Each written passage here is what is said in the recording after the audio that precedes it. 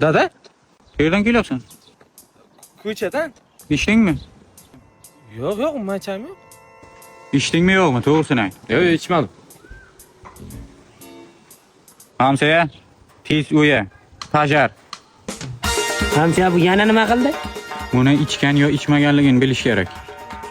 O'zimiz usul qo'llash kerak. O, Hamsa bu ichmaganmi deyman? yo ichgan bu qalbim sezibdi men. Boshqa usul qo'ydingiz. Hamsa, o'zi bu qaysi usul bu? Bu ichgan bo'lsa hozir qusadi. Shuning uchun boshini aylantiramiz buni. Hamsa bachangiz ichmaganmi deyman? Yo ichganda bu ichgan. Jonima tegdi. Ko'nglim sezibdi men. Bo'lmasa urib ko'ramiz. Zarba kuchini his qilmasa ichgan bo'ladi. His qilsa ichmagan bo'ladi. Kim birinchi boshlaydi? Men Boshla. Qanday Hamsa? zarbani his qildi. Ha, bachangiz ichmabdi. Yo ichgan bu. Qalbim sezibdi baribir. Oxirgi usul qoldi.